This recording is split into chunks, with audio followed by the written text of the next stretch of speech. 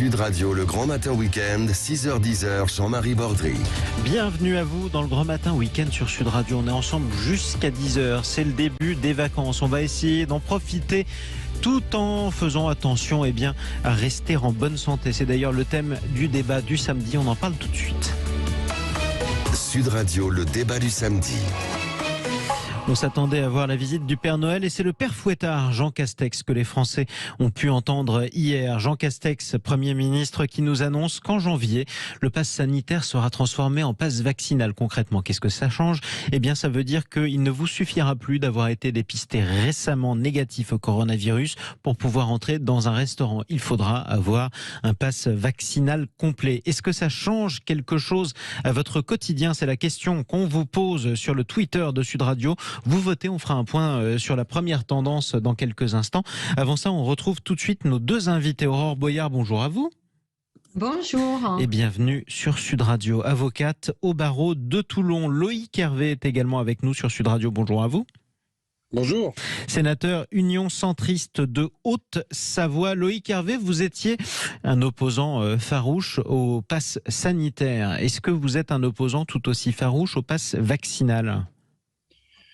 Oui, évidemment, mais ça n'est que la démonstration de ce que nous annoncions dès le mois de décembre ou alors au mois d'avril, quand la première mouture du pass sanitaire a été votée par le Parlement. Nous savons très bien que nous avons pris un escalier, une forme d'escalier finalement sans retour, où mois après mois, la seule variable d'ajustement qui nous permet de faire face à l'épidémie, c'est d'atteindre encore plus aux libertés publiques. Je précise que je suis vacciné 3 fois, que j'ai jamais autant été testé que depuis que je suis vacciné. Bref, vous avez tous les passes possibles et imaginables. Que je le présente.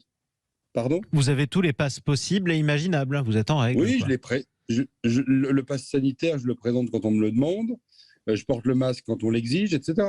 Je trouve simplement que nous avons fait le choix dans notre pays, contrairement à notre histoire et à notre tradition, nous avons fait le choix de la coercition et non pas celui de la responsabilité individuelle et collective. Donc je le regrette et je pense que nous allons vers une année 2022 extrêmement compliquée sur un plan de la protection des libertés publiques. Aurore Boyard, vous êtes avec nous en direct de la région Sud. Vous trouviez au début que le pass sanitaire était, je vous cite, hypocrite dans la mesure où il eût été plus clair et plus correct de parler de vaccination obligatoire. C'est plutôt un pas de plus, ce pass vaccinal vers une forme de vaccination obligatoire. Oui, mais ce que je déplore, c'est la méthode en fait. C'est-à-dire que dès le départ, il aurait fallu dire aux gens, de toute manière, on sera obligé de passer et de rendre la vaccination obligatoire. Puisque des mois après, on y est.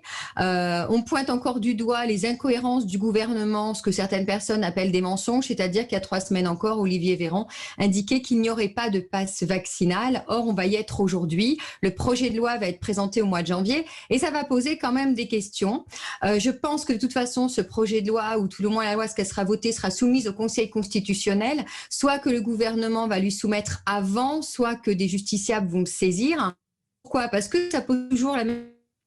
Ça pose toujours, en tout cas, ça vous pose une question dans la mesure où vous attendez à ce que le Parlement ratifie tout bonnement cette proposition de loi qui viendra du gouvernement. Justement, on se posera la question avec Loïc Hervé dans quelques instants quand on aura rétabli la liaison. Revenons à Jean Castex, le Premier ministre, qui hier, et on l'a entendu notamment sur Sud Radio, a expliqué que son objectif, c'était surtout de mettre un terme à la résistance de certains Français. On l'écoute. Il n'est pas admissible que le refus de quelques millions de Français de se faire vacciner mette en risque la vie de tout un pays et entame le quotidien d'une immense majorité de Français qui a joué le jeu depuis le début de cette crise. Alors nous avons décidé, avec le président de la République, qu'un projet de loi sera soumis au Parlement début janvier, notamment pour transformer le pass sanitaire en pass vaccinal et durcir les conditions de contrôle et de sanctions contre les faux passes. Deux impératifs différents. Du côté de Jean Castex, il s'agit tout simplement de faire en sorte qu'on ne soit plus sujet à une nouvelle vague qui mettrait en péril nos structures hospitalières en France. De votre côté, Loïc Hervé, le plus important, c'est les libertés individuelles. Est-ce qu'il est possible de concilier les deux ou pas ? Bien sûr, il existe un pays dans l'Union européenne, un pays voisin de la France qui s'appelle l'Espagne, dans lequel il n'y a pas de passe sanitaire, dans lequel... On est plus vacciné. il y a plus de vaccinés qu'en France. C'est curieux qu'un pays latin proche de nous ait plus de vaccinés n'ayant pas eu recours à ce pass sanitaire, tout simplement parce que la Cour constitutionnelle espagnole l'a interdit.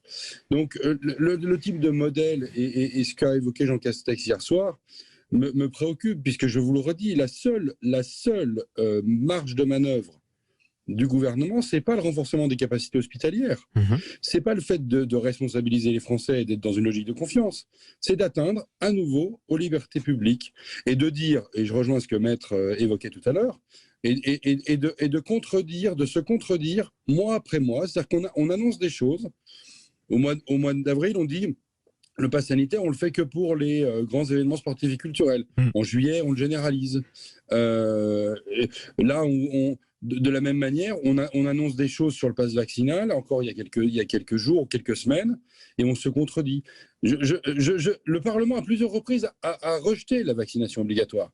Elle avait une cohérence pour les collègues socialistes qui la proposaient. Je ne l'aurais jamais votée, moi. Elle avait une cohérence intellectuelle.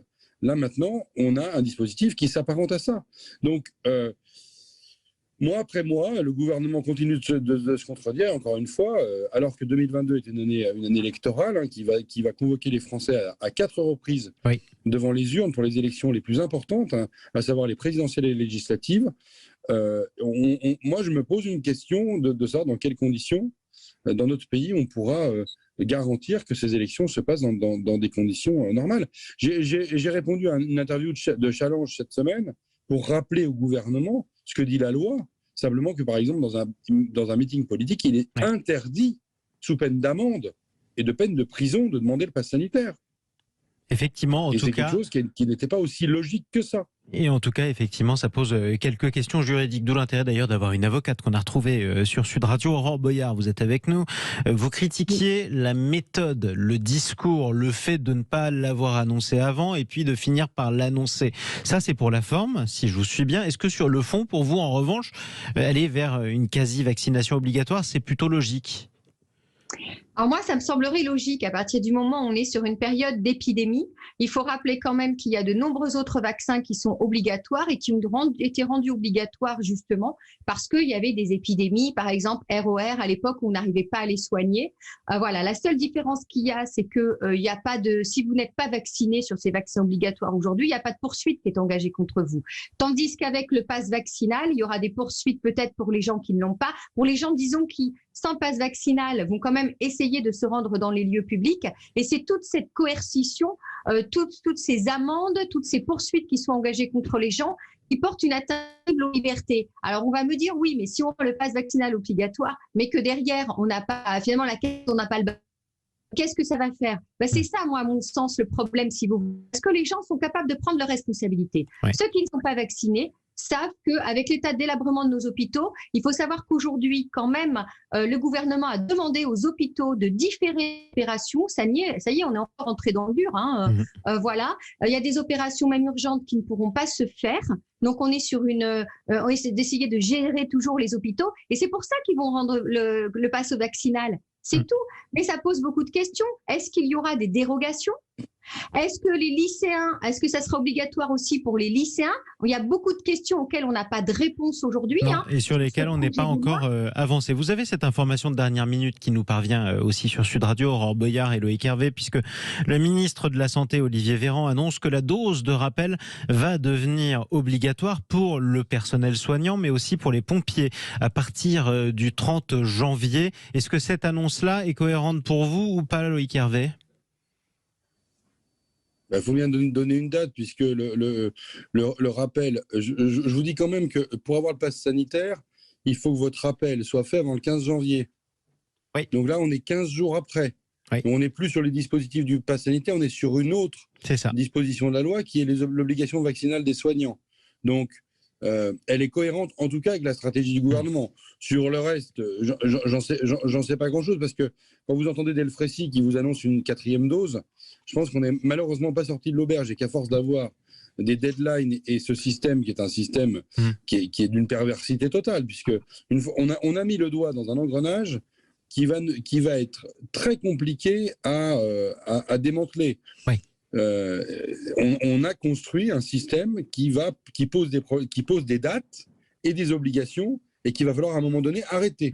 Et on l'a vu dans les différents moments de cette crise, il est plus difficile d'arrêter certains dispositifs que de les mettre en place. En tout cas, il est aussi encore plus difficile de mettre un terme à cette pandémie. Il faut le rappeler aussi, on était il y a quelques minutes en direct sur Sud Radio avec un virologue qui nous expliquait justement que la seule chose dont on était certain face au variant Omicron, c'est que la 3e dose limitait très fortement les cas graves. Est-ce que ça, c'est une raison du coup pour intensifier le plus possible l'effort pour que les Français se fassent vacciner avec cette dose de rappel? Aurore Boyard. Oui, bien sûr. Par contre, les dates sont intenables puisqu'aujourd'hui, si vous voulez prendre rendez-vous pour une 3e dose de vaccin, c'est saturé. On vous propose des rendez-vous au mois de mars. Alors, fixer une deadline au 15 janvier, c'est totalement ridicule. Oui. Ou alors, il faut qu'ils rouvrent les vaccinodromes, comme ils l'avaient fait à un moment donné. Il faut quand même être logique. On ne peut pas obliger les gens d'un côté et ne pas mettre suffisamment de moyens matériels à leur disposition. Effectivement, ça fait partie, en tout cas, du problème. Merci à tous les deux d'être intervenus sur Sud Radio. On posait cette question sur le Twitter de Sud Radio. Est-ce que ce pass vaccinal à la place du pass sanitaire va changer quelque chose à votre quotidien après les annonces de Jean Castex? Et vous répondez non à 64% d'entre vous. Pour être assez précis, d'ailleurs, un certain nombre d'entre vous répondent aussi non, parce que pour ma part, tiens, comme Mina, moi je boycottais les lieux qui me demandaient un pass sanitaire. Ça ne changera rien si le pass devient vaccinal. Merci Loïc Hervé, sénateur Union centriste de Haute-Savoie. Merci à vous, Aurore Boyard, avocate au barreau de Toulon. Dans quelques minutes, la Minute Zen, c'est avec Carole Serra.